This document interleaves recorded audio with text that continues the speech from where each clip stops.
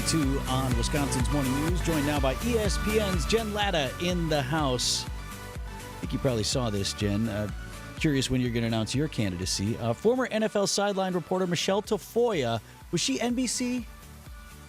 I believe so. Yeah, Yes. right? Like Sunday Night Football for a long time. She has launched a campaign for U.S. Senate, running as a Republican, looking for the nomination in Minnesota, seat being vacated by retiring Democrat Tina Smith. For years, I covered the biggest football games in America, she said in a video posted on social media. I walked the sidelines when the pressure was mounting and the stakes were highest. That job taught me about more than football, taught me how leadership really works. That's a leap, huh? I think in that same race, maybe, I don't know if it's the exact same race or a different Senate race up in Minnesota as well, former NBA player Royce White is running. It could be the same race. So I'm like, that's kind of interesting. I don't know how that translates to being a senator. Now, look, the folks in politics come from all walks of life, right? And, I mean, you can make the very obvious reference. Ronald Reagan was an actor. Right. Right. Like before he became president. Name recognition is important. So Donald Trump was there. Whatever he was doing in New York with the properties, and then he was on The Apprentice, so like there's all sorts of different ways to get into politics. Good for her. She feels like there is a void in her state, and she feels like she's the person to fill it. So look, I appreciate people who take a leap of faith. I appreciate people who go out on a limb. And if this is something she's passionate about, absolutely, man. You only got one life. So if you feel like you can serve your community in this way, go for it, girlfriend. What's the Jen Lada platform for when you announce your candidacy for any various offices? The PTA president, whatnot. I will run almost exclusively on that you should be arrested and thrown in jail if you go under 65 in the left lane on the highway. So hey, you're off to a good start. You let me know if you want to jump on my bandwagon based exclusively on that.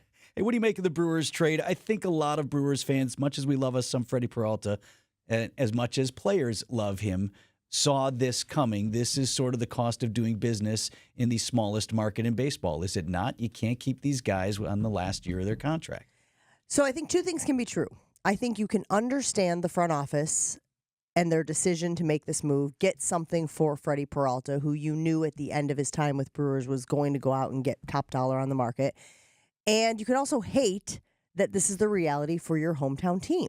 I have used the analogy many times. The Brewers are essentially the foster home before these players go to their forever home. I really don't like that. No, you like it. You don't like that it's I don't true. like that, right, yes. But that's I like the your case, analogy. right? I don't like that we it's are true. the foster home for these players. We raise them, we feed them, Right. we give them all the love, we support Get them set them, to go out in the world. and then they go to other forever homes and make boatloads of money and maybe win World Series and all of that type of stuff. So two things can be true. You can think, okay, Matt Arnold, I understand why you did this. I get it. You get a couple of prospects back from the Mets. But you can also hate the fact that this is the reality for your team.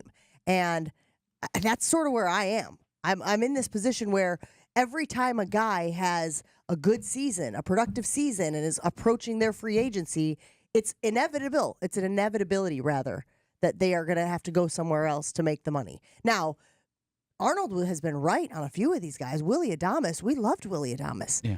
Willie Adames didn't have a very good year with the Giants, right? Like, it was sort of underperformed. I did have, had we held on to him, concern for Freddie. As good as his stats ultimately ended up being in terms of wins and all of that stuff, especially when you get into the postseason, you need a guy who can go past the fourth inning. Like Freddie had a lot of early exits, threw a lot of pitches, and I think that came back to bite him late in the season and in the postseason. Gave up some home runs. Yeah. I will tell you this, and I know that there are people who will disagree with me. I was actually more disappointed that they had to throw in Tobias Harris. Myers. Yeah, Myers. Yeah. Every time. Tell me you've covered Wisconsin sports for too long when you say Tobias Harris instead of Tobias Myers. Yes, I was a little bit disappointed that had to be thrown in there as well to balance the spreadsheet, if you will. And I know there are people who are like, he's not the reason why they were in the postseason, right? But he came through in the clutch a few times for this team, dealt with some injuries, and I think he could have been certainly a serviceable arm, either a starter or a reliever for the Brewers. So I'm crying a little over that spilt milk this morning, but I think my biggest frustration again is that this is the reality that the Brewers have to exist in, and how is that fun?